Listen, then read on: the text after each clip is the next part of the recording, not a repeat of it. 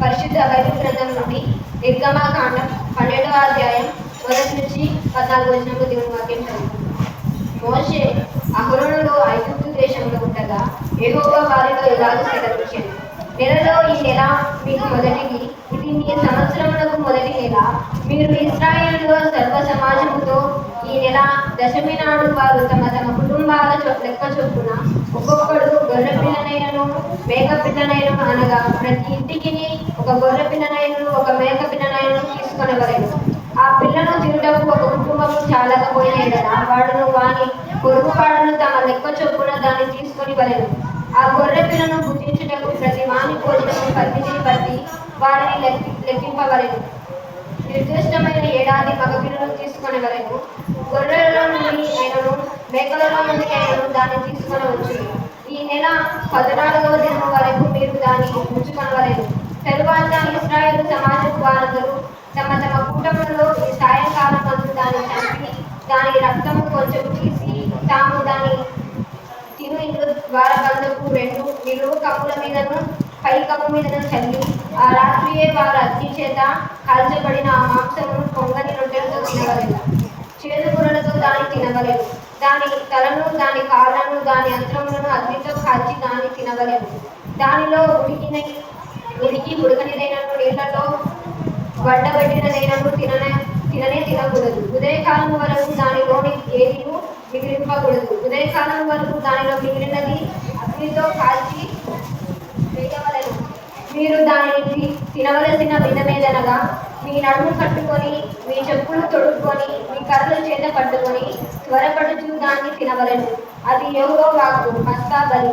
ఆ రాత్రి నేను ఐగుప్తు దేశమందు సంచరించి ఐగుప్తు దేశమందులో మనుషులలోనే గాని జంతువులలోనే గాని తొలి సంతతియంతయు హతము చేసి ఐగుప్తు దేవతలందరికీ తీర్పు తీర్చెదను.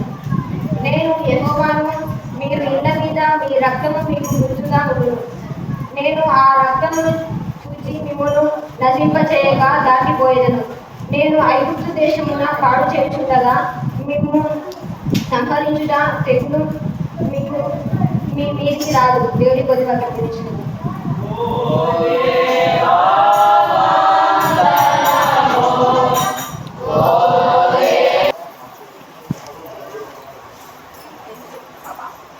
బైబిల్ గ్రంథం నుండి సువార్త పఠనం.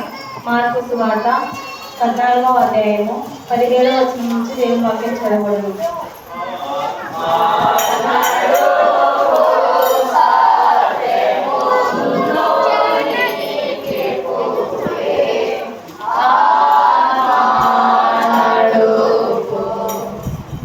రెండవ పాఠంగా పరిశుద్ధ బైబిల్ గ్రంథం నుండి మార్కు సువార్త 14వ అధ్యాయము 17వ వచనం నుంచి దేవుని వాక్యం చదవబడును. సాయంకాలం అయినప్పుడు ఆయన తన 12 మంది శిష్యులతో కూడా వచ్చెను. వారు కూర్చుండి భోజనము చేయుచుండగా యేసు, మీలో ఒకడు అనగా నాతో భుజించుచున్నవాడు నన్ను అప్పగించునని నిశ్చయంగా మీతో చెప్పుచున్నానని వారితో చెప్పగా వారు దుఃఖపడి నేనా అని ఒకరి తర్వాత ఒకడు ఆయనను అడగసాగింది. అందుకు ఆయన 12 మందిలో ఒకడే అనగా నాతో కూడా పాత్రలో చెయ్యి ముంచువాడే. నిజముగా మనుష్య కుమారుడు ఆయనను గూర్చి వ్రాయబడినట్టు పోవుచున్నాడు. అయితే ఎవరి చేత మనుష్య కుమారుడు అప్పగింపబడుచున్నాడో ఆ మనుష్యునికి శ్రమ. ఆ మనుష్యుడు పుట్టి ఉండని ఎడల వానికి మేలనేను. వారు భోజనము చేయుచుండగా ఆయన యొక్క రొట్టెను పట్టుకొని ఆశీర్వదించి విరిచి వారికిచ్చి, మీరు తీసుకొనడి, ఇది నా శరీరం అనేది. పిమ్మట ఆయన గిన్నె పట్టుకొని కృతజ్ఞతాస్తుతులు చెల్లించి దాన్ని వారికిచ్చెను. వారందరూ దానిలోనిది త్రాగిరి. అప్పుడు ఆయన, ఇది నిబంధన విషయమై నేను అనేకుల కొరకు చిందింపబడుచున్న నా రక్తము. నేను దేవుని రాజ్యములో ద్రాక్షారసము క్రొత్తదిగా త్రాగు దినము వరకు ఇకను దానిని త్రాగునని మీతో నిశ్చయముగా చెప్పుచున్నానని దేవుడి కొద్దిగా తీర్చున్నాను.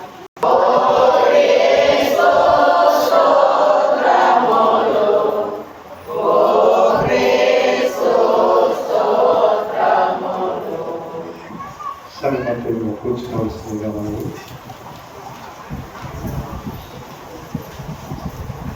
ఈ యొక్క ఆదేశ గృహాలకు దేవుడు మనందరినీ కూడా దీవించి సజీవులలో వచ్చి దేవుని యొక్క ప్రేమను మనందరి పట్ల కుమరింపబడి మనం అందరినీ కూడా సజీవులలో ఉంచి ఆయన యొక్క ఆరాధనలో మనల్ని యోగ్యతలుగా అనుగ్రహించినటువంటి కృపను బట్టి దేవునికి మొట్టమొదటిగా తెలియపరుస్తుండగా కూడి వచ్చినటువంటి మమ్మల్ని అందరూ కూడా ప్రయోజనమైనటువంటి యేసుక్రీస్తు నామమునందు ఈ యొక్క సాయంకాలం వేళ ఆరాధనలోనికి ప్రేమతోనూ మరి వందనములతోనూ ఆహ్వానిస్తూ ఉంటున్నా. చదవబడినటువంటి లేఖన భాగమును మనము 10 నిమిషాలు దేవుని ధ్యానం చేసుకుందాం. మరి మౌంటే థర్స్డే అనగా ఆదేశ గురువారము. ఇది లాటిన్ పదం. మౌంటే అనగా అర్థం ఏంటంటే ఆజ్ఞ లేదా ఆదేశము. మరి ఈ సాయంకాల మన ప్రభువు తన శిష్యులను కూర్చోబెట్టి వారి యొక్క వినూత్నమైనటువంటి ఆదేశమును ఇవ్వటము మనము చూడగలుగుతా ఉన్నాం. ఆయన ఒకటి శిష్యుల పాదములను కడిగి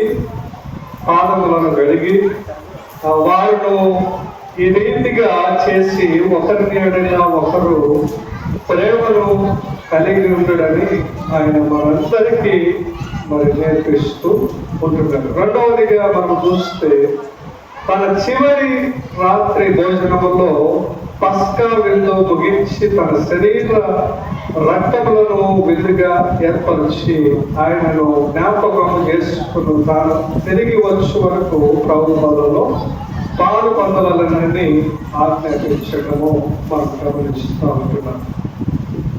మరి ప్రభు అయినటువంటి క్రీస్తు ఈ భూలోకానికి ఎప్పుడు మరి ఈ యొక్క ప్రభు బల్లలో పాల్గొన్నాడు. అయితే తిరిగి ఆయన భూలోకానికి మనందరి నిమిత్తము పరలోకానికి చేర్చబడే నిమిత్తము ఆ దినము వరకు ఏం చేయాలంటే మనం అందరం కూడా కలిసి ప్రభు బల్లలో పాల్గొనాలంట.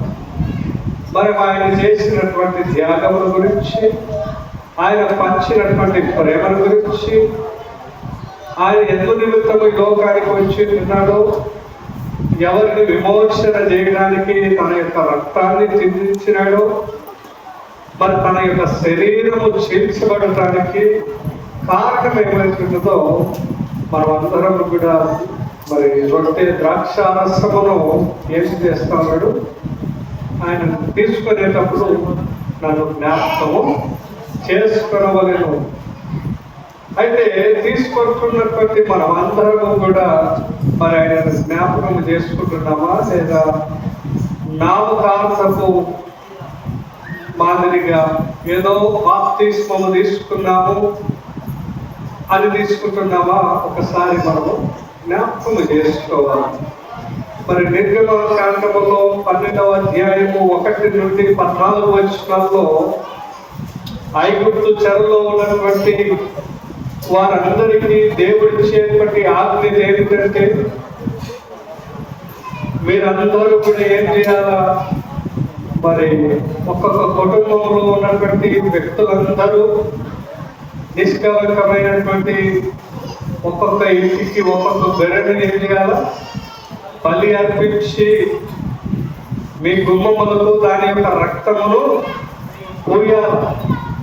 ఆ గుమ్మములో ఆ యొక్క రక్తం ఉన్నటువంటి గుమ్మములో ఉన్నటువంటి వారందరికీ ఏం కలుగుతుంది, రక్షణ కలుగుతుంది. వారి కుటుంబాన్ని దేవుడు చంపకోకుండా మరి వెళ్ళి వారిని రక్షిస్తాడు. దేవుడి యొక్క కాపుదల ఆ యొక్క కుటుంబానికి ఉంటుందని మరి తెలియపరుస్తూ ఉంటున్నాడు. అదే రీతులుగా మరి చూస్తే కొత్త నిబంధన వచ్చేసరికి యేసుక్రీస్తు ప్రభుల వారు మన కుటుంబముల నిమిత్తము, మన ఇంట్లో ఉన్నటువంటి వ్యక్తుల నిమిత్తము ఏం జరుగుతూ ఉన్నది, ఎక్కడ తనే ఒక పస్కా బలిగా అర్పించబడి నిన్ను నన్ను రక్షించడానికి యేసు క్రీస్తు ప్రభుల వారు మరి మరణము గావించబడి ఆయన యొక్క రక్తము మన కుటుంబాలకు పోయబడటము మనం చూస్తూ ఉన్నాం. ఎవరైతే యేసు క్రీస్తు యొక్క రక్తము వారి కుటుంబాలలో ఉంటుందో వారందరూ కూడా ఏమవుతారు? రక్షించబడతారు. ఈనాడు మరి యేసు క్రీస్తు యొక్క రక్తము పుచ్చుకుంటూ ఉన్నాం, ఆయన యొక్క శరీరమును తింటూ ఉన్నాం. మరి ఆయన యొక్క చూపినటువంటి ప్రేమ, ఆయన చూపినటువంటి కరుణ, ఆయన చూపినటువంటి వాటన్నిటినీ మనము ఈ యొక్క భూమి మీద కానీ మన యొక్క సహోదరుల ఎడలు కానీ చూపగలుగుతా ఉన్నామా? మరి చూపలేకపోతూ ఉన్నాం. మనలో ఈ లోకపు ఆశలు మనల్ని త్రిపుతా ఉన్నాయి. మనము మొదటిలోనే మనం చూస్తే ఆదాము అవ్వల గురించి మనం తెలుసుకొనగలిగితే దేవుడు ఆల్రెడీ వాళ్ళకి చెప్పినాడు, నాయన మీకు అందరికీ సమృద్ధిని ఇచ్చినాను, మీకు ఏం కావాలో మీరు పనులు చేసుకోకుండా మీకు కావలసిన వాటి అన్నిటినీ నేను సమకూర్చినాను. మీరు చేయకూడనటువంటి పని ఏంటంటే ఆ మధ్యలో ఉన్నటువంటి చెట్టు యొక్క పండ్లను తినకూడదు. మరి దేవుడు ఆదేశించిన తర్వాత మరి అవ్వ ఏం చేసింది? సాతాను ఎప్పుడెప్పుడు మన కుటుంబాలని మన జీవితాలని నాశనం చేయాలని ఎదురు చూస్తూ ఉంటాడు. ఆశలు చూపిస్తాడా? ఆశలు ఈ ప్రపంచాన్ని నీకేంటి యేసుక్రీస్తు ప్రభుల వారికి చూపించినాడు. ఆయన ఉపవాసం ఉండి 40 దినాలు ఉపవాసముతో ఆకలితో ఉన్నప్పుడు ఏమన్నాడు? మరి కొండ మీదకి తీసుకుపోయి ఏమంట, మరి రాళ్ళు రొట్టెలుగా చేసుకొని తిను, 40 దినాలు ఉపవాసం ఉన్నావు, నీకు ఏమి చేయాలో అవన్నీ కూడా నీకు చేయగలుగుతావు, నీవు దేవుడు అని గ్రహించింది. అయితే దేవుడు ఏమన్నాడు? మనుష్యుడు బ్రతకడానికి మరి ఆహారం ఉంటేనే కాదు, మరి నీళ్లు తాగితేనే కాదు, దేవుని మాట వలన కూడా బ్రతకగలుగుతాం. ఏం చెప్తా ఉన్నాడు యేసుక్రీస్తు ప్రభువు వారు? మాట వలన, దేవుడిచ్చేటువంటి మాట వలన ఎన్ని దినాలు కాదు, ఎన్ని సంవత్సరాలైనా నేను బ్రతకగలుగుతాను. ఆహారం తింటేనో రొట్టెలు తింటేనో నేను. అయితే దేవుడు లోబడినందు వలన మరి సైతాను మరి ఎక్కువగా శోధిస్తా ఉంది. మరలా పైకి తీసుకుపోయి ఈ యొక్క ప్రపంచమంతా చూడు ఎట్లా ఉందో, వీటన్నిటినీ నీ కాళ్ళ ఎదుట పెడతాను అని చెప్పినప్పుడు దేవుడికి నవ్వుకునేటాడు. ఏంటి? నేను సృష్టించినటువంటి సృష్టి, నేను చేసినటువంటి మానవులు, ఇదంతా నా మాట చేత కలగబడినటువంటి సృష్టి, అయితే నాకేంటి ఇది ఇవ్వటము? అంటే మనిషి ఆ యొక్క శరీరముతో వచ్చినాడు కాబట్టి లోక ఆశలు ఉంటాయని అది పరీక్షిస్తా ఉన్నది. దేవుడు పంపబడినటువంటి శరీరములో మరి ఆ శరీరానికి శరీరేచ్ఛలు చూపించి, ఈ లోక ఆశలు చూపించి మరి సాతానుకు లోబడుకోవాలని అనుకున్నది. అయితే దేవుడి యొక్క కుమారుడు శరీరధారి అయినటువంటి క్రీస్తు ప్రభుల వారు ఆ మాటలకు లొంగిపోలా. నేడు మనము డబ్బు ఆశకు లోబడుతూ ఉంటాం, ₹1 బిల్లకు లోబడుతూ ఉంటాం, మాటలకు లోబడుతూ ఉంటాం, స్త్రీలకు లోబడుతూ ఉంటాం. ఎన్ని వాటికి లోబడుతూ ఉంటామో మనకే మరి చూసుకోవాలి. క్రీస్తు ప్రభుల వారి యొక్క శరీరములో ఎలాంటి నిష్కలంకం లేనటువంటి విధముగా ఆయన జీవించినాడు. దేవుడే స్వయముగా చేసినటువంటి మానవుని యొక్క శరీరములో ఎన్ని మరి దాగి ఉన్నాయో లోభత్వము, జారత్వము, మరి ప్రేమ లేనటువంటి విధానము, ఇవన్నీ కూడా మనలో ఉన్నాయి. అయితే మనం ఏ విధంగా ఉండాలంటే క్రీస్తు రక్తముతో కడగబడి రక్షించబడినటువంటి వారుగా మనం జీవించాలి. అయితే ఏం చేస్తా ఉన్నారు వారందరూ కూడా పస్కా బలిలో అర్పించబడినటువంటి గొర్రె యొక్క మాంసమును ఏమంట ఎలా తినాలంట? మరి ఒడి కట్టుకొని చెప్పులు తొడుక్కొని ఎట్లా తినాలా? త్వరపడి, ఇక ప్రయాణమై మనకు సమయం లేదు అన్నట్లుగా మీరు భోజనం చేయాలంట. ఎందుకు ఆ విధంగా చేయమని చెప్పినాడంటే మరలా నూతన నిబంధనలకు వచ్చినప్పుడు సమయం లేదు, మనకి మరణం ఎప్పుడు వస్తుందో తెలియదు. అందుకు ఇక్కడ క్రీస్తులో మన శరీరమును మనము శుద్ధపరుచుకొని సమయం లేదు, దేవుడు ఎప్పుడైనా వస్తాడు, త్వరపడి సిద్ధపాటు కలిగి రోత జీవితాన్ని, పాత జీవితాన్ని కడిగి వేసుకోవాలని మరి క్రీస్తు ప్రభుల వారు చెప్తారు. నా శరీరమును తినండి, త్వరపడి తినాల అంటే నాలో ఉన్నటువంటి గుణలక్షణములు మీరు కలిగి ఉండాలా. నాలో ఉన్నటువంటి పవిత్రమైనటువంటి రక్తము నీలో ప్రవహించినప్పుడు మీరు కూడా పవిత్రులుగానే ఉండాలి. కానీ మనము దోషముతో నింపబడి ఇంకా 2000 సంవత్సరాలు గతించిపోయినప్పటికీ క్రీస్తు ప్రేమ ఎరగనటువంటి మనము, క్రీస్తు విడలమైనటువంటి మనము జీవిస్తూ ఉన్నామంటే మరి పేరు మాత్రమే మనం గ్రహించాలి. జీవించుతున్నామని నరుడామని ఎరగక ఎందాక పరుగులు. మరి మనము నరులమని గ్రహించలేక దేవుళ్ళమా మరి ఏమైనా తప్పులు చేస్తే సరిదిద్దుకోగలుగుతాం, మనం ఏమి చేసినా చెల్లుబాటు అయిందని మరి నీవు అనుకుంటున్నావా? నరుడవు నీవు, ఆవిరి వంటి జీవితము. నువ్వు ఏ క్షణాన్ని ఏం జరుగుతుందో తెలియదు, హార్ట్ అటాక్ వస్తుందో తెలియదు, మరి కూలిపోయి చచ్చిపోతామో తెలియదు. ఏ సమయము ఏమి మనము బ్రతుకుతామని మనము ధైర్యం చేసి చెప్పలేనటువంటి క్షణాలు. దేవుడు భూకంపాన్ని తెచ్చి మనందరినీ చెప్పలేరా? చెప్పగలుగుతాడు. అయితే నీలో త్వరపడి మరి మారు మనస్సు పొంది నూతనమైనటువంటి శరీరముతో, నూతనమైనటువంటి పరిశుద్ధమైనటువంటి రక్తము చేత నీవు కడగబడి మరి నూతనత్వముగా జీవించాలని మరి క్రీస్తు ప్రభువు వారి 2 పాఠాలను ఆధారం చేసుకుని మనకు తెలుపబడుతున్నాడు. ఈ దినమున మరి పస్కా పండుగలో దేవుడు చివరి దినములో గడుపుతా ఉన్నాడు. ఈ యొక్క రాత్రి ఏం చేసినాడంటే తన శిష్యులతో 12 మంది శిష్యులతో కలిసి ఆయన చివరి ప్రభు రాత్రి భోజనం చేస్తున్నాడు. ఇప్పటికైనా తెలుసుకోండి, ప్రభు రాత్రి భోజనం ఏ వేళలో జరిగినదో, మరి ఆయన ఏ విధంగా కార్యక్రమములు చేసినడో మనం అనుకుంటాం. తిని పరిశుద్ధ బలంలో పాల్గొనొచ్చా, ఉదయం నేను తీసుకోవాలా, మధ్యాహ్నం తీసుకోవాలా అని ఆచరణ చేస్తుంటారు. మీరు ఎప్పుడు ఏ సమయంలో తీసుకుంటున్నారు అనేది కాదు ఇంపార్టెంట్.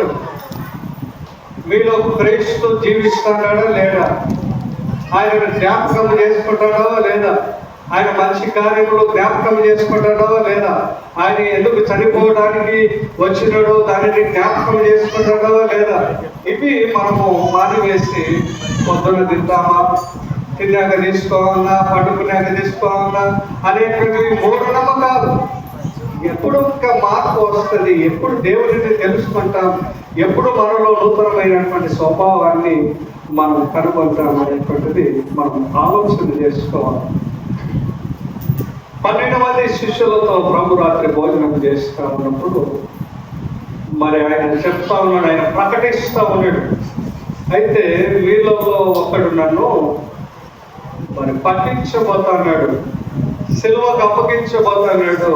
మరి ఆ శిష్యులలో అందరూ యూద ఇస్కరియోతు కూడా ఎవరు ప్రభువా, ఎవరు ప్రభువా, నేనా నేనా నేనా అని అందరూ ఒకరి తర్వాత ఒకరు అడిగినారు. సమాధానం. అయితే వీళ్ళలో ఒకడు మాత్రమే అని సెలవు ఇవ్వడం మనం చూస్తాం. మరి శిష్యులందరినీ సమానముగా చూసినాడా లేదా? కొద్దిసారి శిష్యులందరినీ సమానముగా చూసినాడు ఆయన. అయితే డబ్బు ఆశ కలిగినటువంటి యూదా ఇస్కరియోతునే ఒక డబ్బు కలెక్టర్గా పెట్టినాడు.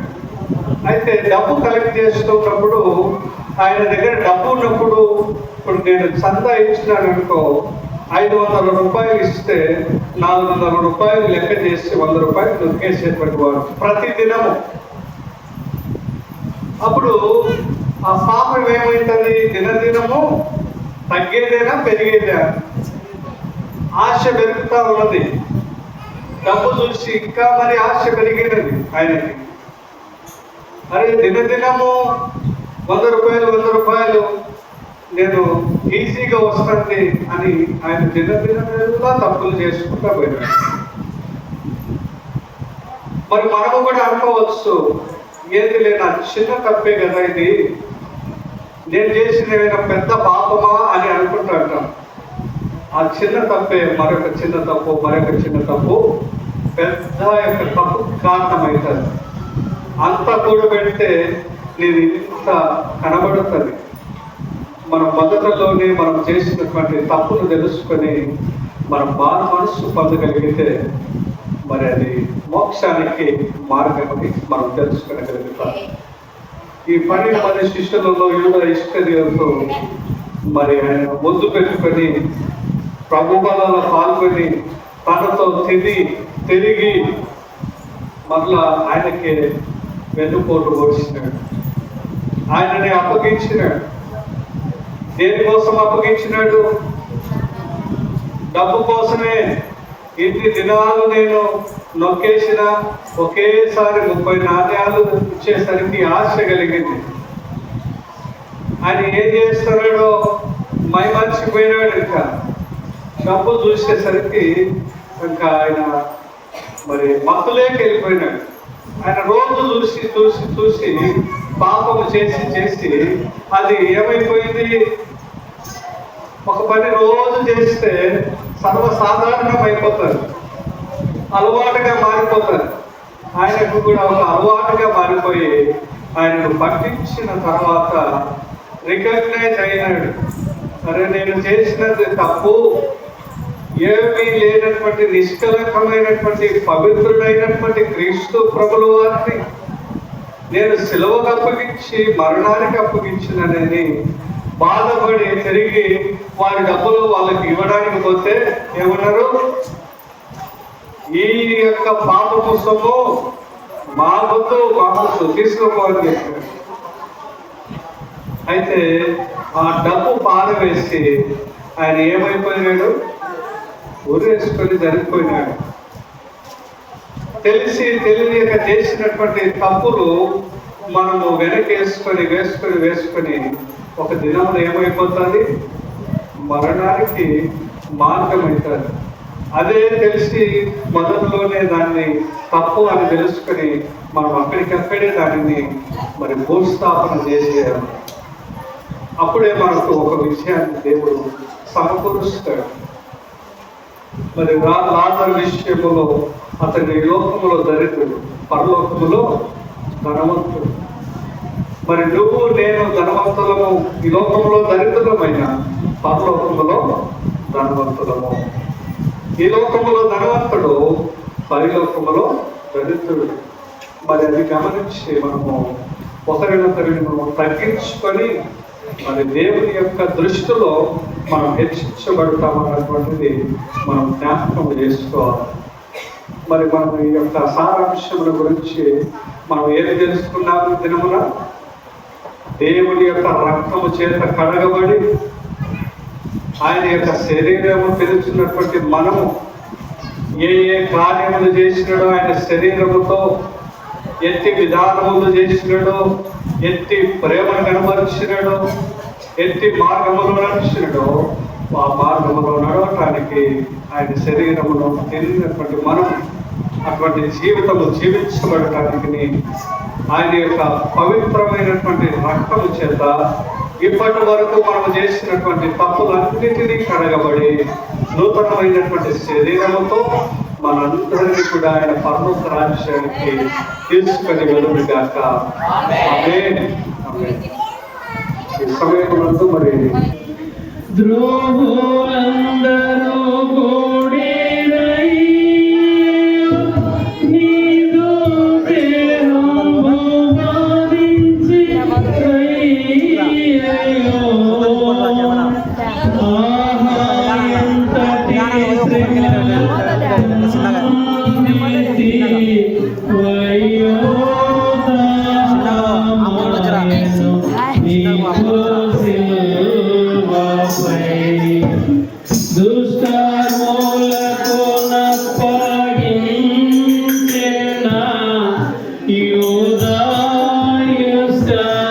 యూదాయుస్కరేతనిడి శిష్యుడు తస్కరించిన వాని భంగిన నిన్ను నిష్కారణముగను భక్తిరా. ఆహా ఎంతటి శ్రమలనుందితి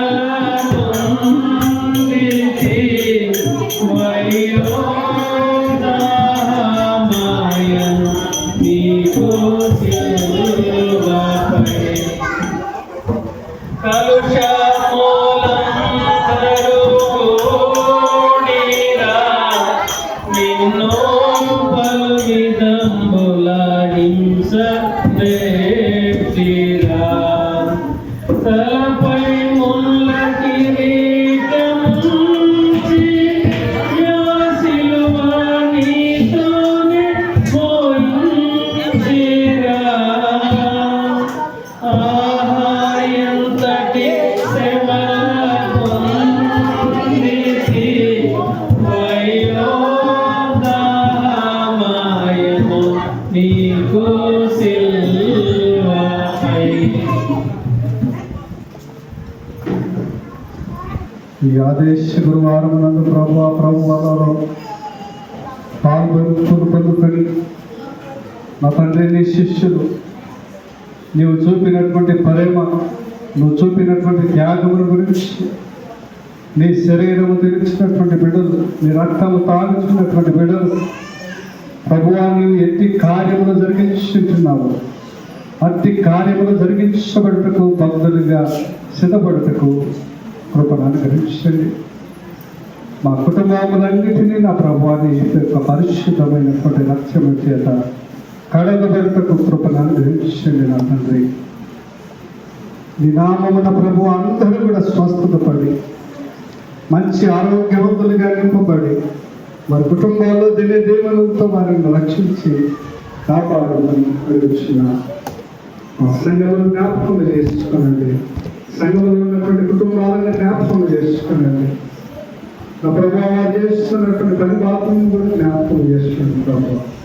మంచి ఆరోగ్యము చేత వారిని నింపబడి వారి పంట పొలాలను వారు చేస్తున్నటువంటి ఉద్యోగాలను నా తండ్రి వారి యొక్క వాహనాలను నడుపుతున్నటువంటి బిడ్డలను నా తండ్రి మీరే రక్షించి కాపాడమని అడుగుతున్నాను. నా తండ్రి అనేకమైనటువంటి నీ బిడ్డల ప్రభావ ఈ యొక్క ప్రపంచంలో నీ ప్రేమల గురించి ఎరగనుకోకుండా ఈ లోకానుసారము జీవిస్తున్నారు. వారందరినీ కూడా పట్టుకొనబడి నీ యొక్క సెలవులో వారు నా తండ్రి కలిగబడి నా తండ్రి నీ యొక్క రక్తము చేత శుద్ధించబడి పవిత్రులుగా నా తండ్రి లోకంలో జీవించి నీ యొక్క పరలోకంలో చేర్చబడుటకు కృపను అనుగ్రహించండి నా తండ్రి. అనారోగ్యము చేత బాధపడుతున్నటువంటి బిడ్డలను జ్ఞాపకం చేసుకున్నాను. ముట్టి స్వస్థత పరిచి సంపూర్ణమైనటువంటి ఆరోగ్యము చేత నింపండి. వృద్ధుల నుండి యవనస్తులు నా ప్రభువా చంటి బిడ్డలందరినీ కూడా జ్ఞాపకం చేసుకోండి నా ప్రభువా. చదువుతున్నటువంటి బిడ్డలను, ఎగ్జామ్లు రాస్తున్నటువంటి బిడ్డలను, రిజల్ట్ కోసం ఎదురు చూస్తున్నటువంటి బిడ్డలను వారి జీవితాలకు ప్రతిఫలమును అనుగ్రహించి దీవించమని తెలుస్తున్నాను. వారు చేసినటువంటి కష్ట జీవితంలో, వారు చేసినటువంటి పనులలో మా తండ్రి ఇచ్చినటువంటి కానుకలు బట్టి నీకు సమర్పణ ప్రభు. నీ రాజ్యం నిమిత్తమై, నీ యొక్క పరిచర్య నిమిత్తమై మా తండ్రి వాటిని వాడుకోమని కూర్చున్నాను.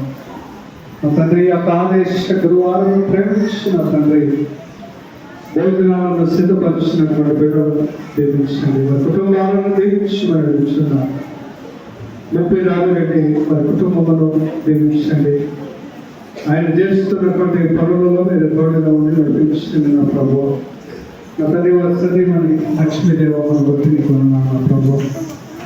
వారిని కూడా దీవించి ఆశీర్వదించమని మా తండ్రి వారు చేస్తున్నటువంటి పరిపాలనలో మీరు తోడుగా ఉండి మంచి ఆరోగ్యమును అనుగ్రహించి వారు చేసిన దానికంటే ప్రభు నూరంతలుగా వేయంతలుగా వారి కుటుంబానికి ప్రతిఫలమును అనుగ్రహించమని తెలుస్తున్నాను. నాగేశ్వరుడి పుష్పమును దీవించింది ప్రభు.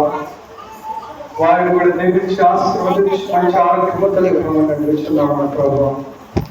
పూజిస్తున్నప్పుడు ప్రతి బిడ్డగా తండ్రి ఆశీర్వదకరముగా మంచి బలమైన శక్తిగా అనుగ్రహించుకొని అతని భోజనాలు సిద్ధపరిచినటువంటి వారి కుటుంబాలకు దేవుడు కుమ్మరించమని మంచి ఆరోగ్యంతో వారి కుటుంబాలను భద్రపరిచి దీవించమని ఇక్కడ ఉన్నటువంటి మాత్రం మా కుటుంబాలకు, వారి యొక్క బిడ్డలకు, వారి యొక్క భర్తలకు, వారి అందరికీ దేవుడు వారు కలిగిన వాటిని అన్నింటినీ కూడా దేవుడు దీవించి ఆశీర్వదించి వారి కుటుంబంలో దేవుడు నిత్యము తోడైంది నడిపించమని క్రీస్తు పేరుట అడిగి వేడుకొనుచున్నాము మా తండ్రి. పరలోకమందున మా తండ్రి, మీ నామం పరిశుద్ధపరచబడును గాక, మీ రాజ్యం వచ్చును గాక, మీ చిత్తం పరలోకమందు నెరవేరును భూమి మీద నెరవేరును గాక. మాడిన ఆహారం మీరు మాకు దయచేయము, మా ప్రథమ చేయి వారిని విజ్ఞపించిన ప్రకారం మా ప్రథమ క్షమించు, మన సోదరేక దుష్టుని తప్పించు. ఎందుకంటే రాజ్యం, బలము, శక్తి, మహిమ నిరంతరం నీవే అయినావు తండ్రి. ఆమేన్. మన తండ్రి దేవుని యొక్క యేసుక్రీస్తు పరిశుద్ధాత్మ యొక్క సహవాసము సకల దేవుడు ఇప్పుడు ఎల్లప్పుడూ మనకు మన కుటుంబాలకు నిత్యము దేవుడు ఆరోగ్యముతో ఈ యొక్క భోజనం సిద్ధపరిచినటువంటి వారి కుటుంబానికి దేవుడు పరిచిన దానికి ఎన్నో ఫలితాన్ని మన కుటుంబాలకు వారి కుటుంబానికి అనుగ్రహించినట్టు విషయం కాక. అందరం లేచి నిలబడగా సరిపోతాయి.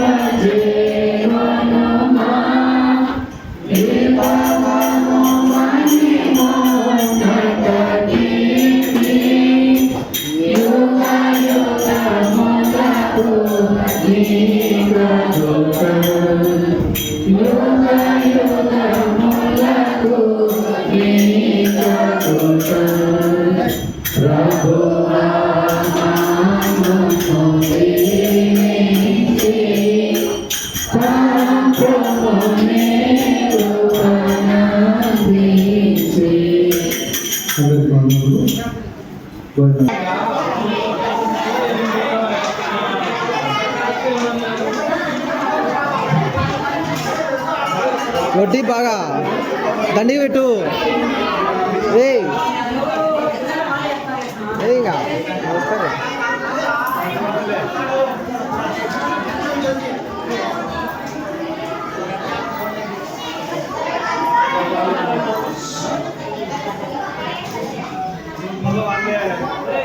పాయసానికి పెట్టుకుంటాం అది చెప్పకుండా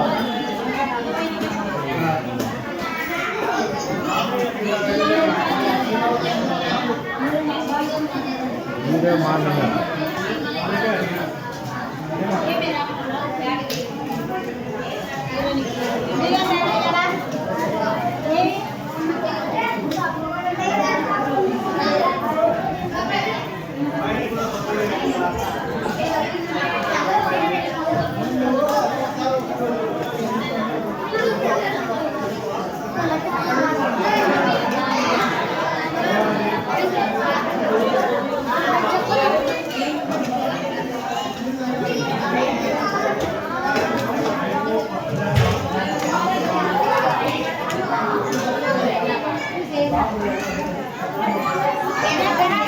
ఏమి గట్టి గట్టిగా చేసి